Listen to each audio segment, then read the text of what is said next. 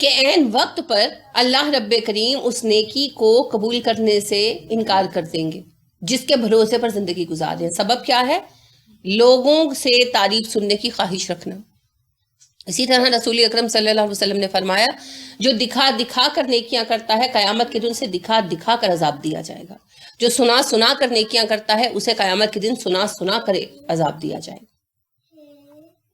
اور آپ صلی اللہ علیہ وسلم نے یہ بھی ارشاد فرمایا کہ اللہ رب کریم قیامت کے دن اعلان کرائیں گے کہ کوئی ہے جس نے خالص میری رضا کے لیے کام کیا ہو، وہ اپنا عمل میرے پاس لے کر آئے۔ کہ ایسے لوگوں کی کتنی قلت ہوگی۔ آپ صلی اللہ علیہ وسلم کی احادیث میں جو سب سے زیادہ ڈرا دینے والی، ہلا دینے والی حدیث ہے، ان چند احادیث میں سے ایک یہ حدیث ہے کہ آپ صلی اللہ علیہ وسلم نے ارشاد فرمایا کہ تم جانتے ہو جہنم کی آگ کن تین لوگوں سے بھڑکائی جائے گی؟ صحابہ کرام رضی اللہ عنہم نے کہا اللہ اور اللہ کے رسول بہتر جانتے ہیں۔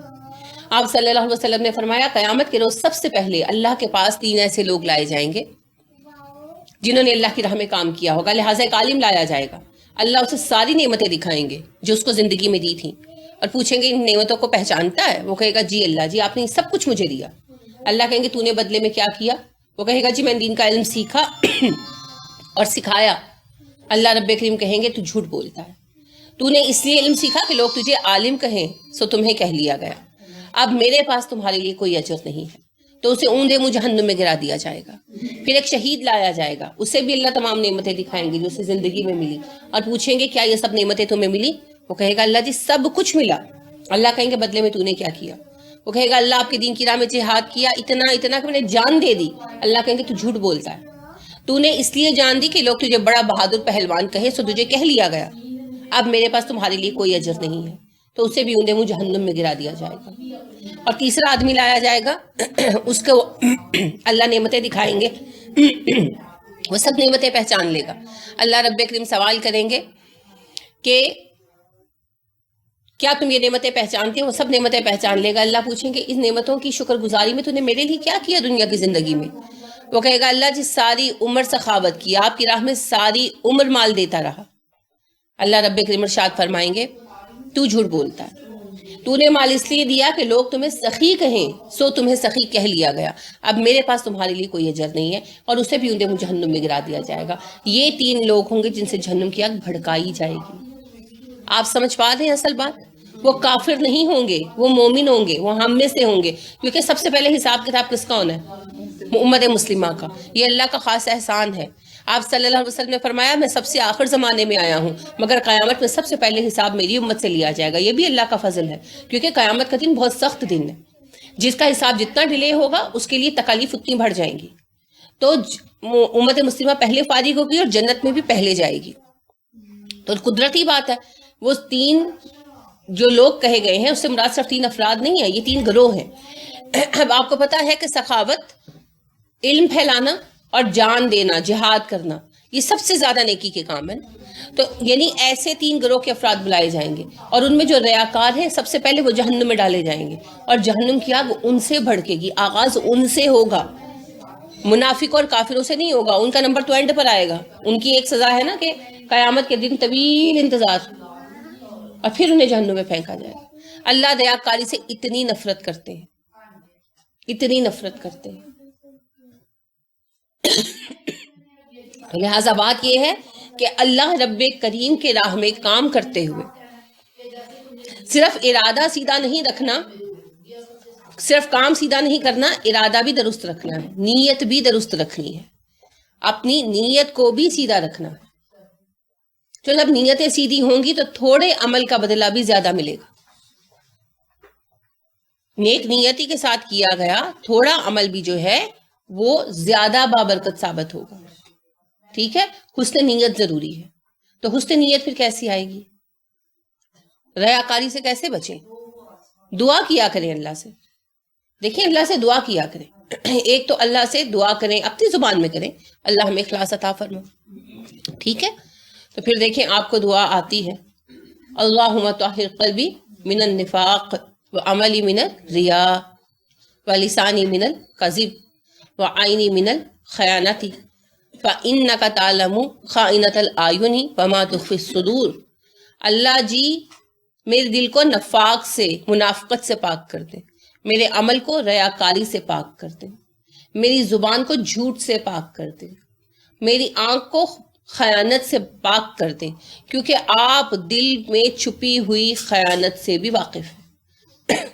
تو یہ دعا کثرت سے پڑھا کریں، سجدوں میں پڑھیں، نماز میں پڑھیں، اور اگر آپ خاص طور پر یعنی ریا کے لیے ہی مانگنا چاہیں تو آپ اتنا حصہ بھی پڑھ سکتے ہیں، اللہم طاہر عملی من الریا۔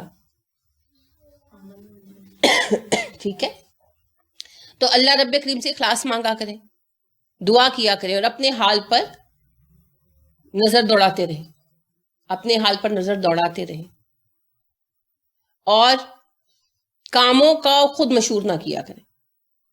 ٹھیک ہے، کیونکہ صحابہ نے پوچھا کہ اللہ کے نبی صلی اللہ علیہ وسلم، بعض اوقات ہوتا ہے کہ لوگ تعریف کرنے لگتے ہیں، ہم نہیں کہتے مگر لوگ جیسے کسی کے بارے میں تعریف کرنے لگتے ہیں کہ وہ اچھا بندہ ہے، تو کیا یہ ریاکاری ہے؟ آپ صلی اللہ علیہ وسلم نے فرمایا نہیں، یہ تو دنیا میں تمہارے لیے بشارت ہے۔ ٹھیک ہے، اگر آپ کے بارے میں لوگوں کی خود بخود ایک رائے بن رہی ہے، خود آپ ہر وقت اشتہار مت لگائیں، میں کیتا، میں او کیتا، میں انو دتا، میں انو لیا۔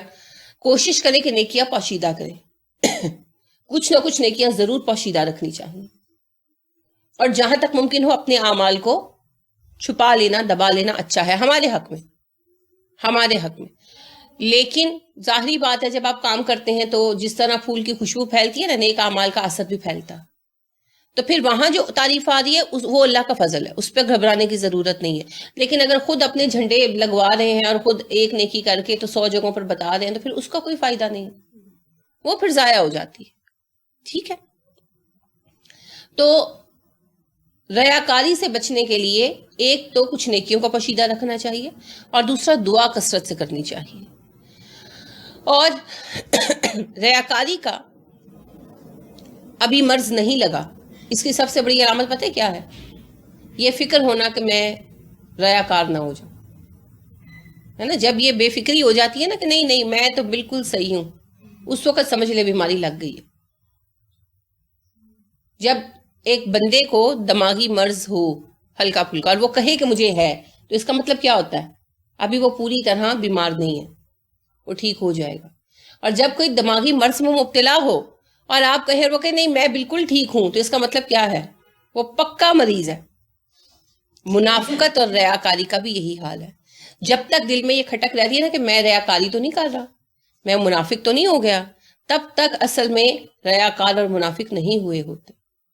اور جب یہ خطرہ دل سے نکل جاتا ہے نا، میں تو مومن ہوں، میں منافق، میں ریاکار نہیں، میں بالکل صحیح ہوں، تو اس کا مطلب ہے کہ بیماری لگ گئی ہے۔ ثبوت کیا ہے؟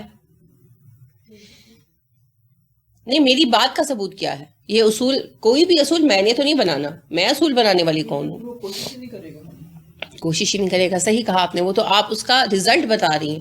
میری بات صحیح ہے، اس کا ثبوت ہے ابو بکر صدیق رضی اللہ عنہ والی حدیث۔ ابو بکر رضی اللہ عنہ ایک دن ابو حذیفہ سے ملے راستے میں، تو کہنے لگے کہ آپ کیسے ہیں؟ تو وہ کہنے لگے کہ میں تو منافق ہو گیا۔ ابو بکر حیران ہو گئے، کہنے لگے یہ کیا بات کر رہے ہو؟ وہ کہنے لگے ہاں، میں جب رسول اکرم صلی اللہ علیہ وسلم کی محفل میں ہوتا ہوں تو مجھ پر ایمان بہت اثر کرتا ہے، اور میں لبالب میرا دل بھر جاتا ہے ایمان سے، جب کام میں لگتا ہوں تو باتیں بھول جاتا ہوں، میں تو منافق ہو گیا۔ ابو بکر رضی اللہ عنہ کہنے لگے کہ یہ تو سبھی کے ساتھ ہوتا ہے، یعنی میرے ساتھ بھی ہوتا ہے، اس کا مطلب ہے کہ میں بھی منافق ہو گیا۔ چلو رسول اکرم صلی اللہ علیہ وسلم سے پوچھتے ہیں۔ آپ صلی اللہ علیہ وسلم کے پاس آ گئے، آپ صلی اللہ علیہ وسلم سے یہ بات ڈسکس کی، آپ صلی اللہ علیہ وسلم مسکرا دیے، آپ نے کہا کہ اگر تم لوگوں کا وہی حال رہے دل کا جو میری محفل میں ہوتا ہے تو فرشتے راستے میں رک کر تم سے ہاتھ ملائیں اور تمہارے بستروں پر تمہارا انتظار کریں، تمہیں گڈ نائٹ کہنے کے لیے تمہارے بستروں پر تمہارا انتظار کریں، مگر یہ تو قدرتی بات ہے کہ تم دنیا میں مشغول ہوتے ہو تو چیزیں بھول جاتے ہو۔ اور انہوں نے کہا کہ جو ہمیں خدشہ لگ گیا ہے کہ ہم منافق نہ ہو جائیں، آپ نے کہا یہ خدشہ تو مومنوں کو ہی ہوتا ہے، ٹھیک ہے نا، منافق بے فکر ہو جاتا ہے۔ آپ صلی اللہ علیہ وسلم نے صرف اتنا ہی جملہ کہا کہ یہ خدشہ مومنوں کو ہی ہوتا ہے، اس کی کرالی یہ نکلتی ہے کہ منافق بے فکر ہو جاتا ہے۔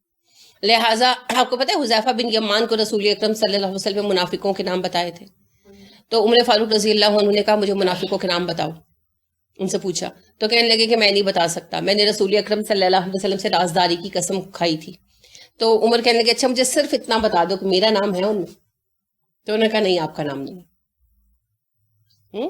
کتنی فکر تھی. اب عمر آپ کو پتا ہے کون ہے؟ کہ رسول اکرم صلی اللہ علیہ وسلم نے کہا میرے بعد کوئی نبی ہوتا تو عمر ہوتا، اور ستاروں کے برابر نیکیاں عمر کی ہیں، اور میری امت میں اگر کوئی کسی غیر نبی سے کلام کرتا تو عمر سے کرتا. یہ عمر کا مقام ہے. اور آپ صلی اللہ علیہ وسلم نے کہا میرے 2 وزیر آسمانوں میں ہیں، 2 زمین میں ہیں. آسمان میں جبرائیل اور میکائیل، اور زمین پر ابو بکر اور عمر. اور آپ صلی اللہ علیہ وسلم نے فرمایا جس راستے سے عمر گزرتا ہے شیطان وہ راستہ چھوڑ دیتا ہے. اور وہ عمر پوچھ رہے ہیں کہ میں منافقوں میں تو نام نہیں ہے میرا. تو یہ دین قیمتی چیز ہے نا. دیکھیے آسان سا اصول ہے کہ جو مال رکھتا ہے قیمتی اسی کو فکر ہوتی ہے حفاظت کی، اور جس کے پاس مال ہی نہیں ہوگا وہ بے فکر ہو کے سو جائے گا. تو جس کے پاس ایمان کی قیمتی متاع ہوتی ہے نا وہ فکر کرتا ہے کہ منافقت اور ریاکاری کے ذریعے شیطان لوٹ نہ لے. جس کے پاس نہیں رہتی نا وہ بے فکر ہو جاتا. تو لہٰذا ہمیشہ اپنے اعمال پر یہ نظر ڈالتے رہیں کہ کہیں ہم منافقت یا ریاکاری کا شکار تو نہیں ہو رہے. جس دن یہ فکر ختم ہو گئی نا اس دن مرض لگ جائے گا، اور ہمیں اس مرض سے بچنا ہے. کیونکہ یہ مرض کینسر ہے. جیسے کینسر اندر اندر کھا جاتا ہے نا، اسی طرح ریاکاری اندر اندر سب کچھ کھا جاتی ہے. اور ریاکاری کا بدلہ قیامت کے دن کسی ریا والے عمل کا کوئی بدلہ قیامت کے دن نہیں ملتا. تو یہ جو اللہ فرما رہے ہیں نا کہ اے ایمان والو اللہ سے اس طرح ڈرو جیسا ڈرنے کا حق ہے. تو اس کی وضاحت رسول اکرم صلی اللہ علیہ وسلم نے کیا کی کہ اللہ سے ڈرنا یہ ہے کہ اپنے پیٹوں میں موجود چیز کی بھی حفاظت کرو، اپنے ذہنوں میں موجود چیز کی بھی حفاظت کرو. یعنی رزق حلال کھاؤ اور ذہن کو، خیالات کو سیدھا اور پاک رکھو. وَلَا تَمُوتُنَّ ہرگز نہ تم مرنا الا مگر وانتم اور تم ہو مسلمون فرما بردار. تم نہ مرنا مگر یہ کہ تم مسلمان ہو. پہلے بھی پڑھی ہے یہ آیت. کس نے کہی؟ کس کو کہی؟ شاباش. حضرت یعقوب علیہ السلام نے اپنے بچوں کو کہا اے میرے بچوں تم نہ مرنا مگر یہ کہ تم مسلمان ہو. وَلَا تَمُوتُنَّ إِلَّا وَأَنْتُمْ مُسْلِمُونَ. اب یہاں اللہ براہ راست اپنے بندوں کو کہہ رہے ہیں. پہلے اللہ نے اپنے نبی کا قول سنایا کہ بنی اسرائیل تم اسلام قبول نہیں کر رہے، حالانکہ تمہارے جد امجد یعقوب علیہ السلام نے اپنے بیٹوں کو کہا تھا مسلمان ہی مرنا. اب اللہ خود براہ راست وہی بات کہہ رہے ہیں کہ اے ایمان والو مجھ سے ڈرو اور مسلمان ہی مرنا. اب آپ سوچ لیں آپ نے کیا مرنا ہے، مسلمان یا وہابی یا بریلوی یا دیوبندی؟ مسلمان ہی مرنا ہے. تو پھر زندگی میں بھی مسلمان ہی رہے، کیونکہ جو ہم اپنے آپ کو کلیم کریں گے وہی مریں گے. کیونکہ مرتے وقت کسی نے کوئی تختی نہیں گلے میں ڈال دی ہوتی. ٹھیک ہے نا؟ پتہ کیسے چلے گا مسلمان مرے ہیں؟ جب قبر میں آ کے پوچھا جائے گا ماں دینوں کا، تیرا دین کیا ہے؟ اس وقت کیا جواب دیں گے؟ اسی پر سب کچھ منحصر ہے. اگر دنیا میں آپ سے پوچھا جاتا ہے تو اسی کون ہو اور آپ کہتے ہیں مسلمان، تو پھر وہاں بھی کہیں گے الاسلام دینی. اور اگر کہتے ہیں کہ نہیں مسلمان تو ٹھیک ہو، یہ کون ہو، ہے نا؟ یہ والی سوچ ہے. نہیں وہ جو ہم تو بریلوی ہیں جی، نہیں جی ہم تو سور وردی ہیں جی، نہیں جی ہم تو فلانے ہیں جی، ہم تو نقش بندی ہیں. اگر زندگی انہی چیزوں کے متعلق بنا رکھی ہے تو پھر اسی گروہ کا نام زبان پر بھی آئے گا. تو مسلمان کہیں اپنے آپ پر، مسلمان مانے، کیونکہ ہمارا نام مسلمان اللہ کریم نے سلیکٹ کر لیا. ابراہیم علیہ السلام کی ملت پر ہے نا، تو ابراہیم علیہ السلام نے کیا کہا تھا؟ اسلمت لرب العالمین، میں فرما بردار ہو گیا اللہ کا. تو مسلم کا مطلب کیا ہے؟ فرما بردار. مسلم ایسے اونٹ کو کہتے ہیں جو اتنا ویل ٹرینڈ ہو کہ اشارے پر اٹھ جائے، اشارے پر بیٹھ جائے، جدھر اشارہ کرو چل پڑے اس طرف. تو مسلم پھر ایسا بندہ ہے اللہ کے ہر حکم کو بلا چوچرا مانے. اونٹ ذرا جو ہے نا ٹیڑھا جانور ہے، اس کو سدھانا قدر مشکل ہے، ضدی جانور ہے. اسی لیے اونٹ کا کینا مشہور ہے، شتر کینا، اونٹ جیسا بغض رکھنا، کہ اونٹ میں انتقام کی صلاحیت بھی یعنی اس میں فطری جذبہ یہ پایا جاتا ہے، اور ذرا وہ نا جیسے ڈھیٹ جانور ہے، لہٰذا اس کو ٹرینڈ کرنا مشکل ہوتا ہے. پھر ٹرینڈ ہو جاتے ہیں تو بہت اچھے ٹرینڈ ہو جاتے ہیں. تو انسانوں میں بھی تعصب پایا جاتا ہے نا, اور اپنی چیزوں کے ساتھ وابستگی پائی جاتی ہے, تو پھر انسان کو ٹرینڈ کرنا بھی مشکل ہوتا ہے. تو ایسا انسان جو اتنا زیادہ ٹرینڈ ہو جائے کہ اپنی خواہشات کے اوپر, اپنی وابستگیوں کے اوپر اللہ کے حکم کو ترجیح دینے لگے, اور جس چیز کا حکم دیا جائے اپنا لے اور جس چیز کا حکم دیا جائے چھوڑ دے, وہ مسلم ہے. اور اللہ رب کریم نے خود کہا کہ تمہارے باپ ابراہیم نے تمہارا یہی نام رکھا, اور ہم بھی امت مسلمہ ہی ہیں. تو ہمارا نام مسلمان اللہ پاک کی طرف سے سلیکٹڈ ہے, اور نبیوں نے اسی نام کو ہمیشہ اپنایا, اور ہر نبی ایک ہی دین لے کر آئے, اسلام. لہٰذا جتنے لوگ بھی اللہ پر ایمان لائے, چاہے آدم علیہ السلام کے زمانے میں لائے ہوں, چاہے نوح علیہ السلام کے زمانے میں لائے ہوں, چاہے ابراہیم علیہ السلام کے زمانے میں لائے ہوں, اور چاہے ہم ہوں, سب مسلمان. ایک ہی دین ہے, ایک ہی نام ہے, ایک ہی گروہ ہے, صرف عرصوں کا فرق ہے. جیسے ایک کالج کے اسٹوڈنٹ نکلتے ہیں نا, بیجز ہوتے ہیں ڈفرینٹ, لیکن ایک ہی کالج کے اسٹوڈنٹ ہوتے ہیں نا. جیسے آپ کو پتا ہے جی سی کالج والوں کو کیا کہتے ہیں, راوینس, راوینس کہتے ہیں نا. اب وہ ہیں سارے راوینز ہی, صرف بیج ڈفرینٹ ہے. کوئی 1990 کے بیچ کا ہے, تو کوئی 1980 کے بیچ کا ہے, تو کوئی 2015 کے بیچ کا ہے, ہیں سب راوینس. یہی بات ہے, ہم سب مسلمان ہیں, زمانے الگ ہیں مگر ہم سب مسلمان ہیں. اور اللہ کے ہاں اسلام کے سوا کوئی دین پہچانا نہیں جاتا. تو ایک بات تو یہ ہے کہ فرقہ پرستی میں پڑھ کر اپنی اصل پہچان کو نہیں گنوانا. جیسے یہود اس طرح فرقہ بندی میں پڑے, اس طرح مذہبوں کے پیچھے لگے کہ اپنے دین کا نام ہی بھول گئے, اپنا اصل نام ہی بھلا بیٹھے, مسلمان سے یہودی بن گئے. اسی لیے اللہ بار بار کہتے ہیں وہ جو یہودی بن گئے, ہے نا. عیسائی اس طرح بدلے کہ اسلام کا نام ہی بھول گئے, اپنا نام بھول گئے اور عیسائی بن بیٹھے. ہم بھی اسی طرح مختلف گروہوں میں پڑھ کر اپنا نام تک بھول جاتے ہیں, اپنی اصل شناخت بھول جاتے ہیں. یہ نہیں کرنا. ایک تو یہ مفہوم ہے, اور دوسرا اصل مفہوم اگر ہم لے لیں جو لغوی اس کا مفہوم ہے, لغوی مفہوم کیا ہے؟ فرما بردار. وَلَا تَمُوتُنَّ إِلَّا وَأَنْتُمْ مُسْلِمُونَ. تم اس حالت میں مرنا کہ تم فرما بردار ہو. کس کے فرما بردار ہو؟ اللہ کے. تمہیں اللہ کی فرما برداری پر موت آئے, جہاں بھی موت آئے اللہ کی فرما برداری پر موت آئے. ایسے ہی ہے نا. تو عبداللہ بن زبیر رضی اللہ عنہ جو ہے, زبیر بن العوام کے بیٹے تھے اور اسما رضی اللہ تعالیٰ عنہ کے بیٹے تھے. اب عائشہ صدیقہ رضی اللہ تعالیٰ عنہ کے بھانجے تھے. تو جب وہ حکومت کے اگینسٹ کھڑے ہوئے اور پھر ان کو لگا کہ اب میں نہیں بچ پاؤں گا, تو اپنی ماں سے ملنے آئے, حضرت اسما سے. تو کہنے لگے کہ اماں مجھے لگ رہا ہے کہ یہ لوگ مجھے مارے بغیر باز نہیں آئیں گے. تو حضرت اسما رضی اللہ تعالیٰ عنہ نے کہا اگر تم حق کے لیے لڑ رہے ہو تو تم چاہے تنہا ہو, تم زمین پر اس روئے زمین پر بہترین آدمی ہو, اور اگر تم ناحق کے لیے لڑ رہے ہو تو چاہے دنیا تمہارے ساتھ ہے تم اس روئے زمین پر بدترین آدمی ہو. اپنے بیٹے کو کہا کہ اگر تم حق کے لیے لڑ رہے ہو تو پھر ٹینشن مت لو, زندہ رہتے ہو یا مرتے ہو تم بہترین شخص ہو, اور نہ حق کے لیے لڑ رہے ہو تو جیت بھی جاؤ زندہ بھی رہو تو کیا فرق پڑتا ہے, تم بدترین آدمی ہو. تو یعنی ان کا مقصد یہ تھا کہ اپنی توجہ اس بات پہ رکھو حق پر ہو کہ نہ حق پر ہو. تو انہوں نے کہا اماں میں موت سے نہیں ڈرتا, میں حق کے لیے کام کر رہا ہوں, مجھے موت کا خوف نہیں ہے, مجھے صرف اس بات کا ڈر ہے کہ میرے مرنے کے بعد کہیں میری لاش کو کی بے حرمتی نہ کریں. دشمنوں کو جیسے ہوتا ہے نا روپ ڈالنے کے لیے لٹکا دیتے ہیں لاشیں, اور وہ میں بھی رواج تھا. تو حضرت اسما رضی اللہ تعالیٰ عنہ کہنے لگی بکری کے ذبح کرنے کے بعد اسے کچھ پتہ نہیں چلتا کہ اس کی کھال کیسے اتاری گئی. تو عبداللہ بن زبیر جو تھے, یہ پھر ظاہری بات ہے حکومت کی اسٹیٹ پاور کا مقابلہ کرنا آسان نہیں ہوتا, یہ پھر پکڑے گئے, شہید کر دیے گئے, اور ان کی لاش کو 2-3 دن لٹکائے بھی رکھا گیا. خیر, کہنے کا مطلب اس ساری بات میں یہ ہے کہ آپ دیکھیے کہ کتنی سیدھی فہم تھی نا, کہ اسما رضی اللہ تعالیٰ عنہ ماں تھیں, بوڑھی ہو چکی تھیں, مگر اپنے بیٹے کو انہوں نے یہ نہیں کہا کہ بھاگ جاؤ, جان بچا لو, یہ کر لو. انہوں نے سیدھی سی بات کہی کہ موت تو تمہیں آنی ہی ہے, یہ دیکھ لو کہ تم حق پر ہو یا نہ حق پر.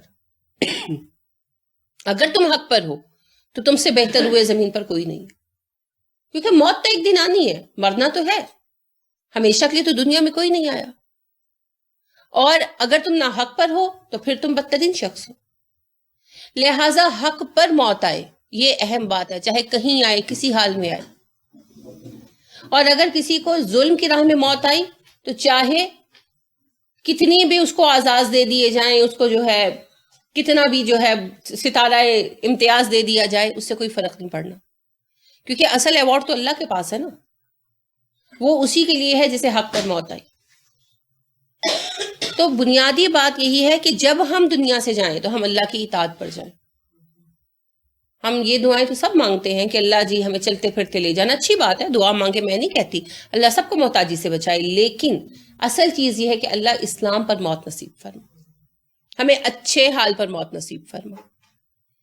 اب ایک بندہ اگلے دن میں ایک خبر دیکھ رہی تھی ویسے ہی اخبار میں، کہ ایک صاحب جو ہے، وہ چھوٹی سی نیوز تھی ویسے ہی، کہ وہ فلم دیکھنے گئے سنیما میں تو وہ ہارٹ اٹیک سے مر گئے۔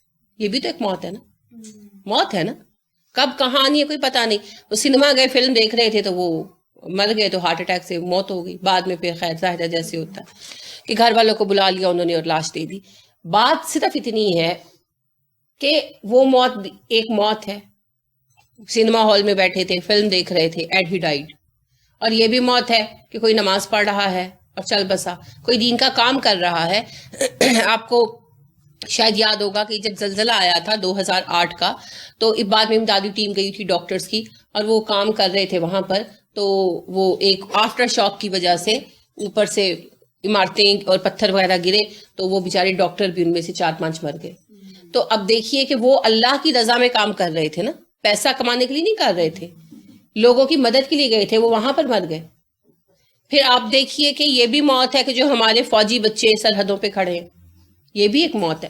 اور جو سپاہی پولیس کے شہروں میں ہیں اور بم دھماکوں میں بیچارے ڈیوٹی کرتے ہوئے مارے جاتے ہیں، یہ بھی ایک موت ہے۔ ایک بندہ اسمگلر ہے، اسمگلنگ کرتے ہوئے گولی لگنے سے مر گیا، اور ایک پولیس کا یا کسی بھی جو ہماری ڈفرینٹ فورسز ہیں اس کا کوئی بندہ، کوئی سپاہی یا کوئی افسر کسی اسمگلر کو روکتے ہوئے گولی کا نشانہ بن کے مر گیا۔ دونوں مر رہے ہیں، مگر دونوں کی موت میں بہت فرق ہے۔ ایک دین کے فرض کے راہ میں مارا گیا اور دوسرا بددیانتی اور گناہ کی راہ میں مارا گیا، بہت فرق ہے، ٹھیک ہے نا؟ تو بس یہ موت تو آنی ہی آنی ہے، اور کہاں کس طرح آنی ہے یہ بھی لکھا جا چکا ہے۔ لہٰذا رسول اکرم صلی اللہ علیہ وسلم نے ارشاد فرمایا کہ ماں کے پیٹ میں بچے کی شکل بننے سے پہلے لکھ دیا جاتا ہے کہ اسے موت کب اور کہاں آنی ہے۔ سو اٹ از ڈیسائیڈڈ، لیکن کیوں مر رہے ہیں یہ اختیار کی بات ہے۔ لہٰذا ہم کیوں مرے، اسی کی بنا پر ہماری نجات کا انحصار ہے۔ ایک بندہ کسی کو آگ لگا کر جلا کر مار رہا ہے، خود بھی آگ لگ گئی۔ اب جس کو جلا کر ظلم سے مارا گیا اس کا سٹیٹس اور ہے، جو آگ لگا رہا تھا اور اس کو اتفاقاً لگ گئی اس کا سٹیٹس اور ہے، اور ایک جو بچانے کے لیے آیا اور بچاتا ہوا جل کر مر گیا اس کا سٹیٹس اور ہے۔ مرے تینوں جل کر ایک ہی آگ میں، لیکن تینوں کے مقامات الگ الگ ہیں، یہی فرق ہے۔ ایک بندے نے کسی کو دھکا دیا پانی میں اور غلطی سے خود بھی سلپ ہو کر گر گیا، ایک نے بچانے کے لیے چھلانگ لگائی، تینوں ڈوب کر مر گئے۔ تینوں کے مقامات اللہ کے ہاں الگ الگ ہے، قاتل کا اور ہے، مقتول کا اور ہے، اور بچانے والے کا، مددگار کا اور ہے، چاہے موت ایک وقت ایک حالت ایک جگہ پر ہوئی ہے، بس یہی سارے فرق ہیں۔ تو فرق موت کے مقام اور موت کے طریقے سے نہیں آتا، فرق اس بات سے آتا ہے کہ کون کس مقصد کے لیے جان دے رہا ہے، یہی اللہ بتا رہے ہیں۔ وَلَا تَمُوتُنَّ إِلَّا وَأَنْتُمْ مُسْلِمُونَ، جب تم مرو تو تم فرما برداری کی حالت میں مرو، تم اللہ کا فرمان پورا کرتے ہوئے مرو۔ تو اللہ کا فرمان کیا ہے؟ اللہ کے احکامات کو پورا کرنا، انسانوں کی خیر خواہی کرنا۔ جو یہ کام کرتے ہوئے مرے گا اور جو اس کی خلاف ورزی کرتے ہوئے مرے گا، دونوں میں فرق ہے۔ بم دھماکے ہم نے بہت دیکھے ہیں، ہے نا؟ وہ ٹیررسٹ بھی مر جاتا ہے جو بم چلاتا ہے، سب سے پہلے مرتا ہے، بلکہ وہ افراد بھی مرتے ہیں جو حادثے کا شکار ہوتے ہیں، اور وہ سیکیورٹی فورسز کے لوگ بھی مرتے ہیں جو وہاں حفاظت کے لیے بیچارے کھڑے ہوتے ہیں۔ تینوں گروہوں کی موت میں فرق ہے۔ ٹیررسٹ قاتل ہے، عوام مقتول ہے، اور وہ سیکیورٹی فورسز کے اہلکار جو وہاں کھڑے ہوتے ہیں، محافظ ہیں، تینوں کی موت میں فرق ہے. ایک اللہ کی راہ میں جان دے رہا ہے، دوسرا قتل و غارت گری کر رہا ہے، تیسرے کی موت کا وہ مرنے کے لیے آیا ہی نہیں تھا. تو تینوں کی موت ایک وقت ایک جگہ ایک حالت میں ہوئی، مگر تینوں کا مقام اللہ کے ہاں مختلف. تو اپنے لیے مقام ڈیسائیڈ کرنا ہمارے اختیار میں ہے. موت کا وقت جگہ ہم تعین نہیں کر سکتے، اور جس جگہ ہماری موت آئی ہے وہاں سے بچ کر نہیں نکل سکتے، لیکن ہم کس حالت میں مریں گے یہ ہمارے اختیار میں. تو اس پر کمپرومائز نہ کریں. موت تو جب آنی ہے تب آنی آنی ہے. اللہ کی دی زندگی کوئی نہیں چھین سکتا، اور جب اللہ کی طرف سے حکم آ جائے کہ واپس آ جاؤ، کوئی ایک لمحہ اس کو بڑھا نہیں سکتا. تو موت کا خوف بیکار چیز ہے. ہاں یہ توجہ کی بات ہے، مجھے موت کس حال میں آ رہی ہے، مرتے وقت میں کس پوزیشن میں ہوں اللہ کے ساتھ. یہ اہم بات ہے. جس نے اس وقت اپنے آپ کو صحیح حال پر رکھا وہ بچ گیا. کیونکہ رسول اکرم صلی اللہ علیہ وسلم فرماتے ہیں انسان کی جو آخری بات ہوتی ہے فرشتے اسے نوٹ کر کے اس پہ سٹیمپ لگا دیتے. یاد رکھیے گا. تو لہٰذا ہماری آخری کیفیت ہماری اصل کیفیت. تو جب مرے اللہ کی راہ میں مرے. اللہ کی راہ میں مرنے والا وہ بھی ہو سکتا ہے جو اپنے گھر میں مر رہا ہے. کیسے؟ جب وہ اللہ کی فرما برداری کر رہا ہے، اپنے دین کے تقاضے پورے کر رہا ہے، تو وہ اپنے بستر پر مرتے ہوئے بھی اللہ کی راہ میں. ٹھیک ہے. تو اللہ رب کریم ہمیں توفیق عطا فرمائے. اس بات کو آپ نے یاد رکھنا ہے، اور اس آیت کو آپ نے پڑھنا ہے بار بار. ٹھیک ہے، اس کو لکھ کر لگا لیں. اور وقتاً فوقتاً کام کرتے ہوئے آپ نے اس پورے مہینے اس آیت کو یاد کرنا ہے، پڑھنا ہے. یا ایھا الذین آمنوا اتقوا اللہ حق تقاتہ ولا تموتن الا وانتم مسلمون. یہ آیت آپ نے اپنے وظیفے میں رکھنی ہے، اس کو بطور ذکر استعمال کرنا ہے. پھر آج 21 تاریخ ہے نا، 21 جنوری کو انشاءاللہ میں آپ سے پوچھوں گی کہ آپ کو اس سے کوئی فائدہ ہوا. ٹھیک ہے، اس کو یاد کر لیں، کلاس میں بھی بے شک لکھ کر لگا لیں، اور اس کو اپنے گھروں میں بھی آپ پڑھیے، اور اپنے کچن میں اپنے کمروں میں لکھ کر لگائیں، اپنی گاڑی میں لکھ کر لگائیں. جی پہلی والی تو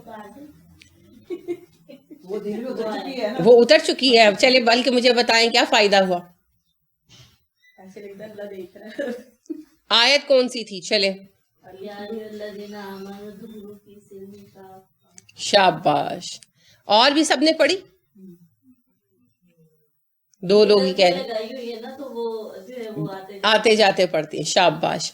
تو اس سے کیا ہوا؟ دل پر کوئی اثر آیا؟ یہ بات یاد رہنے لگی؟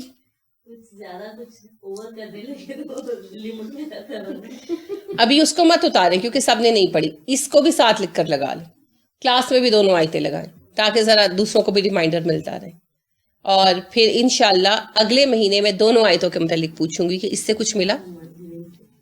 ٹھیک ہے. اللہ رب کریم ہمیں توفیق عطا فرمائے یاد رکھنے سمجھنے کی اور ان چیزوں کو دل میں اتار لینے کی. آمین. سبحانک اللہم و بحمدک ونشہد ان لا الہ الا انت ونستغفرک ونتوب الیک. السلام علیکم ورحمۃ اللہ وبرکاتہ.